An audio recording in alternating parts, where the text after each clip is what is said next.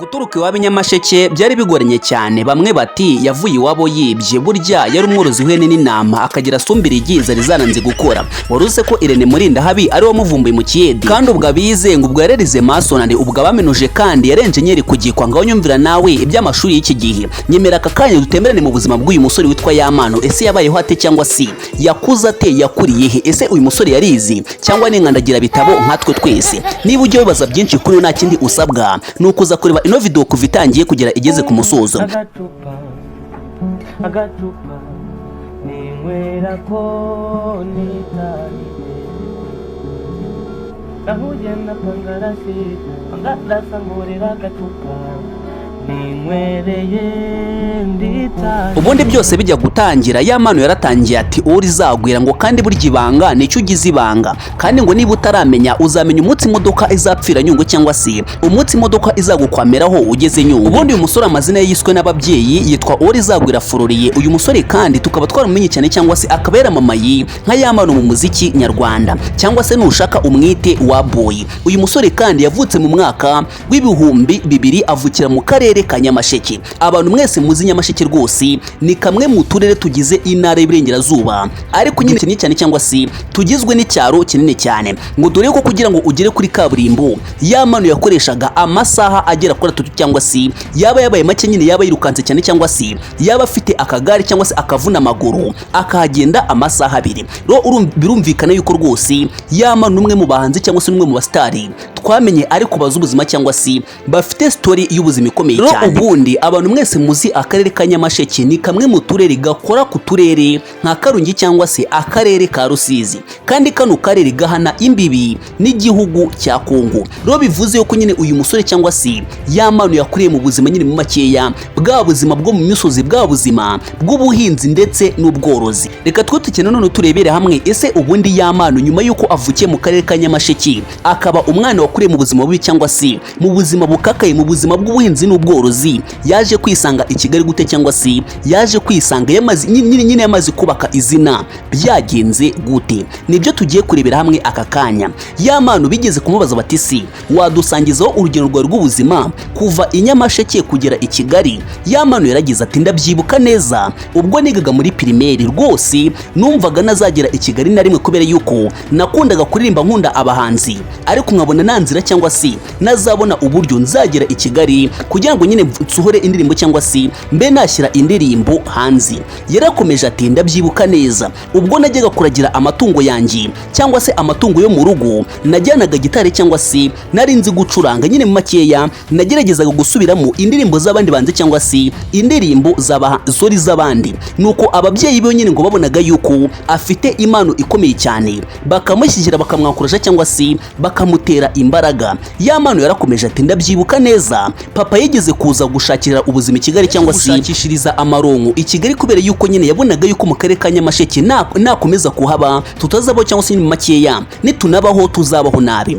Icyo gihe ndabyibuka neza azi Kigali nibwo natangiye gutekereza yuko byibura nanjye nshobora kuzagera i Kigali cyangwa se nshobora kuzagira amahirwe yo kuza kumusura rimwe. Yamano yarakomeje ati ndabyibuka niga muri primaire cyangwa se niga mu mashuri abanza nigeze gutsinda ngira amanota meza cyane. Nuko papa arambaza ati si urumva wifuza yuko ari ikihe kintu twaguhemba? Nanjye icyo gihe nashidikanya rwose, namusabye yuko yazanzana i Kigali cyangwa se yazaza kunembereza i Kigali. Ati papa wanjye icyo gihe yarabyumvishe ndetse kandi anyemera yuko nzaza gutemberera i Kigali. Ndabyibuka uwo munsi niwo munsi wa mbere nagizeho ibyishimo nyine muri makeya, nangira kumva yuko ngiye gukabya inzozi zanjye. Ati nze Kigali bwa mbere byarangoye cyane kubera yuko ntago byari byoshye, nari nyiri mutoya cyane. Ati kubera yuko nyine urumva yuko nigaga muri primary cyangwa se nigaga mu mashuri abanza, kandi nabwiturutse i Nyamasheke nkigeza i Kigali. Bivuze yuko nyine icyo gihe nibwo bwa mbere Yamano yaje mu mujyi wa Kigali cyangwa se yaje nyine aje kuvizitinga Kigali. Ubwo birumvikana yuko byatewe cyangwa se byaturutse no kugutsinda kwe cyangwa se kukugira amanota meza. Yarakomeje ati nkuko papa yari yabinsezeranyije naje i Kigali, kandi rwose mamara igihe kitari gitoya cyane. Tari ku kintu cyaje kumbabaza nyuma nuko papa yaje kunsaba yuko nasubira iwacu mu cyaro i Nyamasheke. iki tuwo munsi niwo munsi wa mbere nongeye kubabaro cyangwa se nongeye kumva yuko noneho ineguzanye cyangwa se inzozi zanjye zigiye kongera zigafeiringa. Ati ndabyibuka neza nari nicaye mu rugo ntuje rwose ndi kwicurangira akagitari kanjye ndi gusubiramo uturirimbo nuko papa araza arambwira ati rwose igihe kirageze cyuko nyine gift twa twaraguteguye cyangwa se impano twari twarakugeneye irarangiye, wasubira mu cyaro ugasubira gukomeza ubuzima cyangwa se ugasubira gukomeza amasomo. Ati ya mpano ngiyewe nka ya mpano icyo gihe narababaye ndahangayika numva yuko nyine muri makeya intego zanjye zigiye kongera zigasubira inyuma cyangwa se nazazigero nyine muri makeya zigiye kuzima uwo munsi. Atari ko nyine naje gufata umwanzuro nsubira iwacu mu cyaro nk'uko papa yabinsabaga cyangwa se nk'uko nyine muri makeya yabimbwiraga. Ati nyamara kugera inyamasheki byaranonze nyine numva ubuzima nyine butangiye kunshanga kubera yuko nari maze igihe mu mujyi cyangwa se nari maze igihe kinini ahitwa Inyamirambo mu karere ka Nyarugenge. Ati icyo gihe nyamara kugera inyamasheki nagezeyo birancanga nyine nangira kwitekerezaho cyangwa se nangira gutekereza ibyo ndimo nanjye ubwanjye birancanga. Umva akantu gasekeje cyane ngo yamano akimara kugera inyamasheki nta nubwo yahamaze n'icyumweru yarongeye ashaka gateki afata umwanzuro nyine wo gusubira i Kigali, ariko atigeze abibwira papa wiwe kandi atigeze nyine agisha inama na mama wiwe.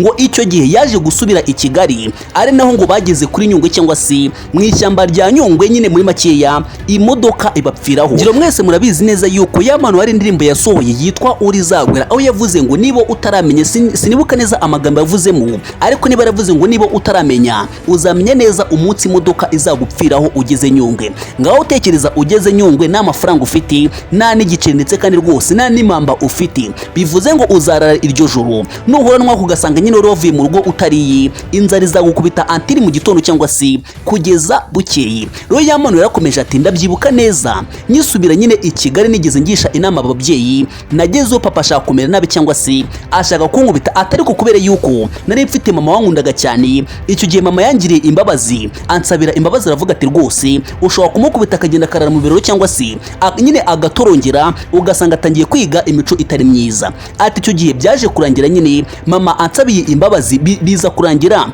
ngumye i Kigali cyangwa se ahitwa mu karere ka Nyarugenge ahazwi nyine nk'Inyamirambo. Ati icyo gihe papa yese afata umwanzuro wo kunsubiza mu ishuri nyine nkaguma i Kigali ubuzima bwanjye bwose. Ati ndabyibuka neza nyine aho ngaho natangiye gutekereza yuko noneho inzozi zanjye ngiye kuzikabya cyangwa se zigiye kuba imamo, kuko natekerezaga neza yuko Inyamirambo ariho hantu hambere haba abasitari ndetse kandi rwose haba ibyamamare byinshi. Ati icyo gihe ndabyibuka neza bansubije mu ishuri nangira kwiga Inyamirambo ndetse kandi rwose niga mbikunze mbishaka cyane. Ati narigaga ariko njya acishamo nkanatembera, atari akantu kigeze kumba mu buzima naje gukunda igare cyane nkajya niba amafaranga mu rugo nkajya kwiga igare gusa. Ati icyo gihe nicyo kintu cya mbere nzi nako zinashobora kwibagirwa mu buzima. Nakundaga igare kugera kuri rwa rwego nibaga amafaranga cyangwa se ibiceri kugira ngo ngiye kwiga igare cyangwa se ngiye kurya umunyenga gusa. Tariko nyine kugukunda igare cyane byaramfashe. Ati niho hantu hambere byatumye menya studio yitwaga Touch Record ngira mwese murayizi, yakoragamo nyine abahanzi benshi b'ibyamamare harimo ba Jay Polly, ba Riderman, nyine abantu bose waruzi nyine muri hip hop mu Rwanda bakoraga muri studio yitwa Touch Record. Ati icyo genda byibuka neza nari ndi gutemera cyangwa se ndi kugenda ku kagari cy'ahantu handitse ngo Touch Record, tariko iyo studio najyaga nyumva cyangwa se nkumva Jay Polly avuga ngo Touch Record. Tinarabanje ndahagara mbitekerezaho tinuko maze umwanya muto cyane nagiye kubona mbona Jay Polly yinjiye muri iyo studio, numva nsa nkaho ndi kubonekirwa cyangwa se numva ari ibintu bitabaho, ari ibintu bidashoboka. Kuva uwo munsi najyaga nembera cyangwa se najyaga mfata umwanya nkajya kwicara kuri iyo studio nkahamara igihe kinini cyane. Tinahamaze umwanya munini mahagaze, nahamaze igihe kinini micaye kugira ngo gusa ndebe abahanzi numve uko byibara naza akabyinzuzi cyangwa se nazagira gutya basi wenda nkabona umuhanzi tukagana cyangwa se tukagirana ikiganiro. Ati ndabyibuka neza hari umunsi umwe naratembereye njya kwicara kuri ya studio yitwa Touch Record, nuko umuhanzi bita Jay Polly ancaho ndamuhagarika ndamubwira ati se wampa nimero zawe. Rwose icyo gihe yaranyumvishe amereza nimero ziwe, nyuma naje kumuhamagara ariko byarambabaje cyane. Nyimara kumuhamagara naramubwiye ngo ufite impano ndetse kandi rwose numva nifuza kuba umuhanzi. Ati Jay Polly yaransubije ngo wacyana we uzi ukuntu gukora indirimbo bivuna, ese nyine uzi imvune z'ubuhanzi cyangwa nyine muri makeya ntabwo uzi ibyo uri gushaka kujyamo. Ati icyo gihe nyine Jay Polly yanciye intege, numva icyizere cyose nanifitiye gise kirangirira aho ngaho. Ati ntabwo nigize mbitindaho kubera yuko nahisemo kupa icyo gihe. Ati ariko muri uwo mwaka nyamara Jay Polly ni nabwo nahuremo n'ibyago bikomeye cyane. Ati ndabyibuka nyingira mu mwaka wa gatatu naje gutangira kunanira nyine nk'umuntu umaze gukura cyangwa se nk'umuntu ugeze muri toronkome, nangira kwigira ikigome nangira kuzaya nembera cyane kandi ngakunda igare cyane. Ati ro papa yaje gufata umwanzuro wo kumindura ikigo. Icyo gihe ngiye kwiga mu karere ka Bugesera. Ati icyo gihe noneho nari nangiye urundi rugendo rushyashya rw'ubuzima kubera yuko nari mvuye i Nyamirambo mu karere ka Nyarugenge ngiye kwiga mu Bugesera. Ati icyo gihe rwose nicyo kintu cya mbere nzi cyamangayikishije kugira ngo nyine nakire iyo situation, byaramvunye cyane. Ati papa wanjye yari yaraguze inzu mu karere ka Bugesera, arambwira ati nzakugurira akagare kubera yuko nyine mu makeya yarabizi yuko nkunda igare cyane. Ati nzakugurira akagare nurangiza ujye kuba muri iriya nzu nyine yo mu Bugesera ubundi ukomeze amasomo yawe. Ati icyo gihe nyine narabyemeye kubera yuko nakundaga igare cyane. Ati ariko ikintu nakibagirwa mu buzima, hari igihe muri weekend nafataga igare ryanjye nkava mu karere ka Bugesera nkaza gusura papa i Kigali. Ti ibyo bintu nibyo binashobora kwibagirwa na gatoya. Ti amashuri yanjye narayakomeje ndiga. Ati nuko ngeze mu mwaka wa kane ngiye kujya mu wa gatanu ndabyibuka neza naje kugira igitekerezo cyo kuba najya mu gisirikare kubera yuko nari ahantu nigaga hari hegere ikigo cya gisirikare. Ati abantu mwese mutuye mu Bugesera murabizi neza cyane, umwana wese wo mu Bugesera akenshi nyine atinzwe no gusoza ishuri cyangwa se atinzwe no kubona nyine diplome kugira ngo nyine abe yajya mu gisirikare cyangwa se abe yajya mu ngabo z'igihugu. Ati icyo gihe ndabyibuka niga mu wa gatanu naje kuapplyinga mu gisirikare rwose baramfata, ariko biza kurangira kubera yuko nari mugufi cyane, biza kurangira banyanze cyangwa se batanyemeye. Ati icyo gihe nongeye kugaruka mu buzima bwo hanze, noneho nkomeza amasomo cyangwa se nkomeza kwiga nshishikaye ndetse kandi mbishyizeho umutima kubera yuko natangiye kumva yuko ntiniga n'ahandi hantu nzakura ubuzima. Ati ngeze mu wa gatandatu narize nk'ibisanzwe soza segonderi cyangwa se mu makeya soza amashuri yisumbuye. Noneho tugiye kurebera hamwe ese yamanuno yaje kwisanga mu buzima bwanze gute cyangwa se